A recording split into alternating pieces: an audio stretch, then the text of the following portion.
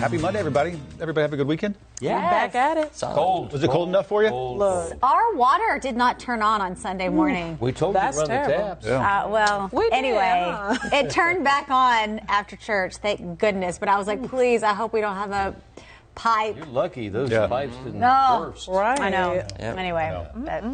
Hey, this morning we're talking about social media, specifically its impact on kids out there, and what one North Carolina school is doing, sort of an innovative way of sort of handling it. Yeah, so this is in Alamance County. We're talking about this earlier in the show. So they're trying to figure out how to keep kids off their phones.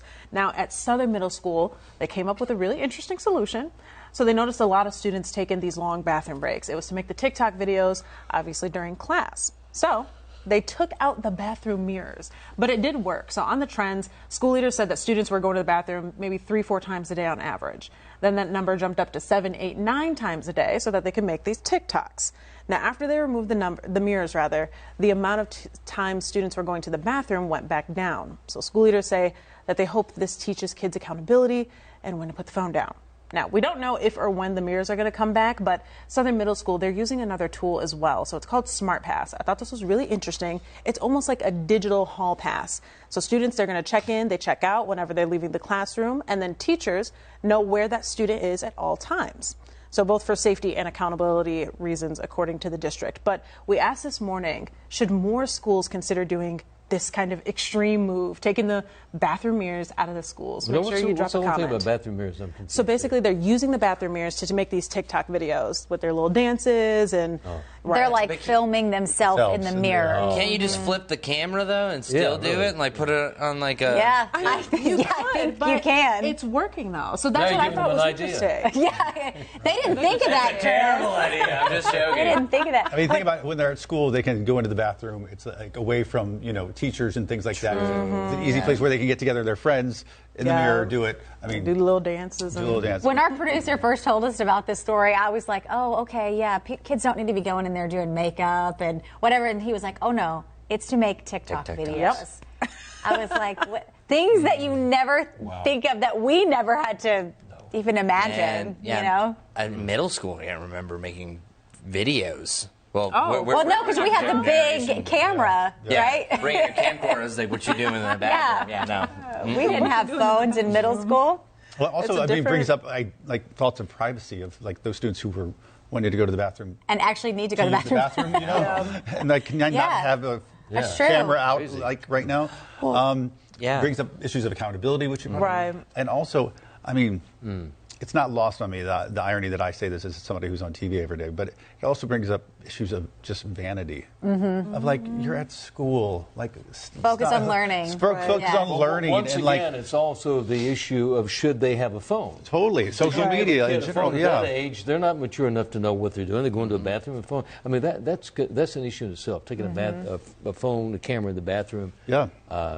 The hall pass thing is much better. More for sure. Oh, yeah. I thought they had to keep their phones like in their backpacks, or they're supposed to, but we know how that goes. Yeah, right. Yeah, you're supposed to do these type of things. Melissa's saying my kids aren't allowed on social media, so thankfully it's a non-issue for my kids. But this does happen. And Joy Mott saying, good idea, it's simple and affordable. The thing about not having kids allowed on social media, which is, I think great. But we've had parents here that have said they've tried to remove their kid from social media. And because they all use laptops and computers at school, these kids are outsmarting their parents, and they're figuring out how to get on it even when a parent has removed them from it, which is a whole other story or topic in and of itself. Yeah. And if you have friends whose parents aren't regulating social media, all you have to do is hang out with them, and then you're right in. Which is why it would be great if some of these social media platforms would take it upon themselves to,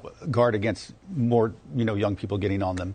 But you probably can't tell the age. I mean, you just log on, right? So they ask you your age, but I mean, what kid is it? Right? Exactly. They're 12. So it's like, I'm 21 years old. I'm 16. Right? Come on. That's true. That's why I thought this was interesting, because you kind of take like the choice factor out of it. Now, not that schools should be taking kids' phones, but the difference is you can take the mirrors. Y'all own the mirrors. So, and it's working. I mean, they said that the bathroom visits went back down. So I don't know, though. It seemed kind of They did say this, just getting word just coming in.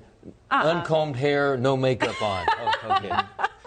See, that's another thing for middle schoolers without a mirror, just because you're very self-conscious at that age. We just did that story on how middle schoolers now, because of social media, and the Today Show did the story too, on how they're wanting these super expensive like skincare lines and makeup and everything, and which is crazy. Oh, it is. John Kelly saying it brings a question of what age should kids be allowed a phone. Yeah. So. What are you doing about your kids in social media? Just out of curiosity.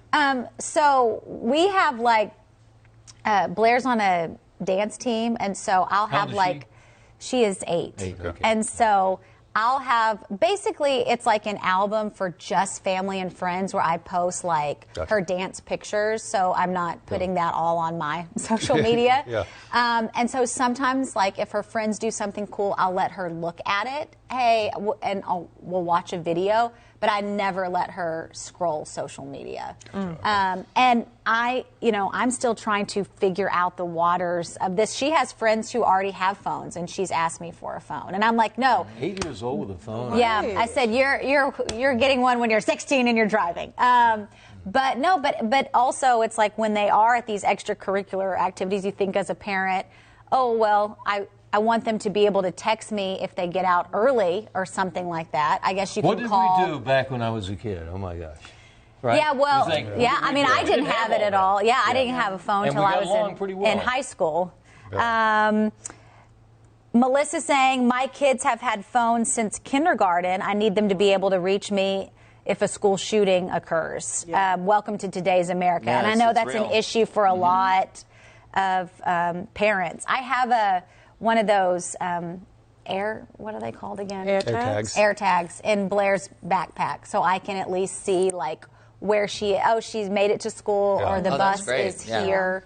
Even though they do have the bus app, but sometimes that's not always reliable. You have a while until you're, kind of doing these things. Oh, but have you and Kim? I already gave JT a phone, and he has all his social media accounts. Is this bad for a 1.5-year-old? Yeah, no, we've talked about it, but what's really interesting is just seeing even a kid less than 2 about how attracted they are to their phones, our phones, just in general, because they're around. Even when we're not using it, it's this rectangle that glows, and there's videos on it, and he can watch a squirrel eating a nut, and he loves that. JT loves squirrel videos, oddly. But we're not at that point. But by the way, shout out, JT's starting his preschool today. Yeah, so you're leaving after this to take him, right? Big day. But no, it's terrifying just really seeing how impressionable that they let are. him have that phone to go to preschool now. Yeah, no, I actually had an old phone that I tried to give him that he would play with, but he was not interested because it didn't do all the stuff that mine does. But they do have those kid toy phones that you can push the buttons on them and everything. But we tried to get him one of those. It's like, this is not the real thing, so he hasn't played with it. But it's terrifying because by the time I get to Blair's age, social media is going to be different in 6 years from now. So I think it's kind of like year by year, you got to kind of see what's there. Are social media going to crack down on certain things? So right now, my answer is I don't know. It's hard. I don't envy you parents though, because when you think about. We talk about on a daily basis on the show about mental health and teens out suffering, and I think about like the 5 of us up here, all with tremendous life experience, context, and all that, and we talk about how social media is bad for our mental health, totally. and so when you are a 13-year-old or 14-year-old that does not have a life of experience, and that's your lens for the world. And especially we know how the algorithm works. Oh, I know, and it just feeds you more of it. It can, no wonder it's causing it's unfortunate because kids see their parents obsessed with it. They never put their phones down, and then that just translates. Well, if they do it, then I could do it. Yeah, because some people just never put their phone down. So maybe there should be a time you just put it. It's not part of anything. What's crazy is that you think about our childhood, like our parents. They never, like, their phone was the one at the house. Yes. Absolutely, yeah. And so now, like, our kids, like, my work is here, my email's here, meeting my social media quotas here. But, like, you're texting from a babysitter is all here when your parents never had that. It was always here. Talking, Oh, the difference between... Oh, that's a funny thing. Yeah, JT goes like this when he mimics talking on the phone compared to when we used to do this. Crazy. Yeah, so that's funny. He goes like this. So now it's a brick, not this. How times change.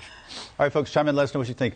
And listen, social media is not great, but we're always a good place to watch WCNC Charlotte To Go. Yeah. On social media. On social media. That's always, let everybody know. Always only positive. See you back here tomorrow.